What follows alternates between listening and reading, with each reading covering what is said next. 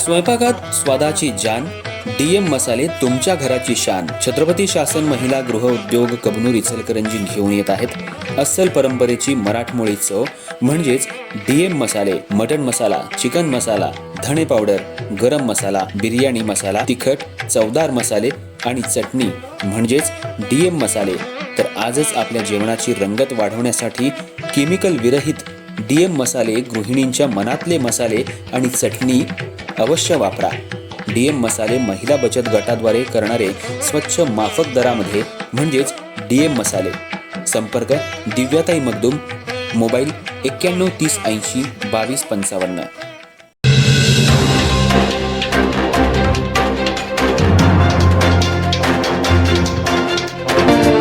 नमस्कार, मी तेजस्विनी मगदूम. एम मराठीमध्ये आपल्या सर्वांचं स्वागत आहे. पाहुयात ठळक घडामोडी. कोरोची जिल्हा परिषद मतदारसंघातून आमदार राहुल आवाडे यांची कन्या सानिका राहुल आवाडे यांना भारतीय जनता पक्षानं जिल्हा परिषदेची उमेदवारी देण्यात आल्याची बातमी तारदाळ, खोतवाडी आणि कोरोची परिसरात जोमानं पसरली.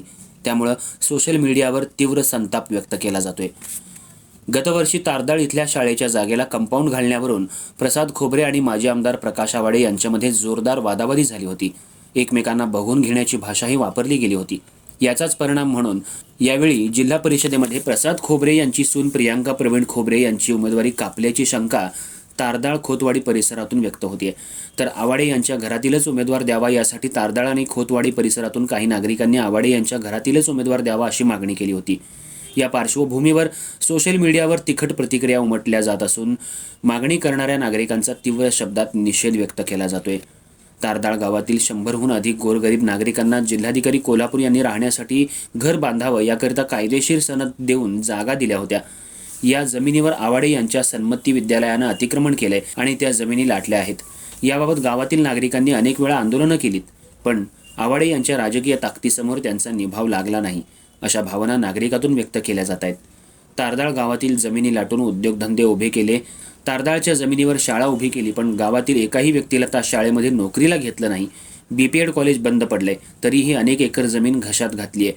आणि आता स्थानिक कार्यकर्त्यांना उमेदवारी न देता जिल्हा परिषद सदस्यपदही आपल्याच घराकडे नेण्यासाठी आवाडे प्रयत्न करत असल्यानं तारदाळ, खोतवाडी परिसरातील नागरिकांच्या मनात संतापाची भावना उमटली आहे. आज दिवसभर चौकाचौकामध्ये स्थानिक स्वराज्य संस्थेत स्थानिक कार्यकर्त्यांना निवडणुकीमध्ये मिळणारी संधी हिरावून घेत असल्यानं तीव्र संताप व्यक्त केला जातोय. आमदार राहुल आवाडे यांच्या निर्णयामुळे कोरोची, तारदाळ, खोतवाडी गावातील नागरिकांमध्ये असंतोष असून याबाबत एकत्रितपणे विरोध करण्याच्या हालचालींना वेग आलाय. सोशल मीडियावरून तिन्ही गावातील नागरिकांनी एकत्र येत एकच उमेदवार द्यावा अशी चर्चाही सुरू झाली आहे. त्यामुळे जिल्हा परिषद निवडणुकीमध्ये सानिका राहुल आवाडे यांना मोठा विरोध पत्करावा लागण्याची शक्यता आहे.